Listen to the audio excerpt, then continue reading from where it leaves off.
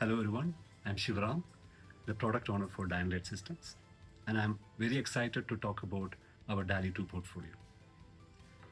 I would say the wait is finally over.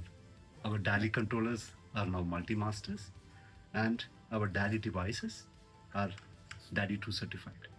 They are now listed in the DALI Alliance portal. This is a significant milestone for us. It not only strengthens interoperability, but also ensures that our products adhere to the industry standards, that thus giving confidence to our customers to build reliable and flexible systems.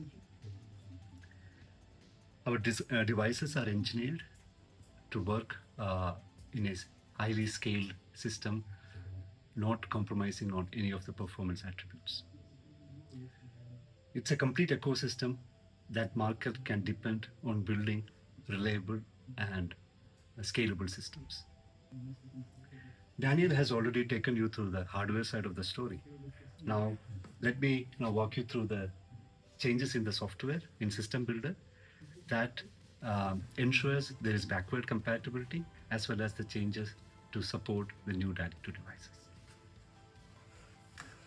In the upcoming release of System Builder, a new DALI property called DALI Device Mode is added for both DDBC 320 and DDBC 120.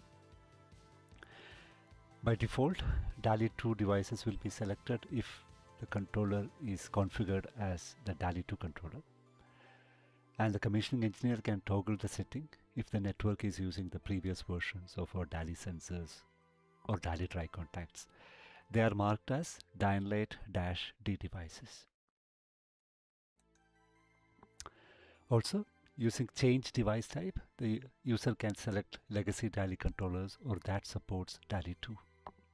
There will be two options for every DALI controller and you can choose according to your network. We can have a total of 40 DALI 2 devices under one universe. That can be a mix of sensors and dry contacts, or we can just have 40 sensors. But for dry contacts, we have a maximum limit of 16 per universe. For a DDBC 320, it can support up to 120 sensors, provided no drivers are connected in the three universes. The main advantage of supporting DALI 2 devices is the bulk firmware upgrade feature. Earlier, it used to take 20 to 25 minutes per sensor or per DALI device for firmware upgrade. The new DALI 2 firmware upgrade can upgrade all devices in parallel and can be completed within an hour or so.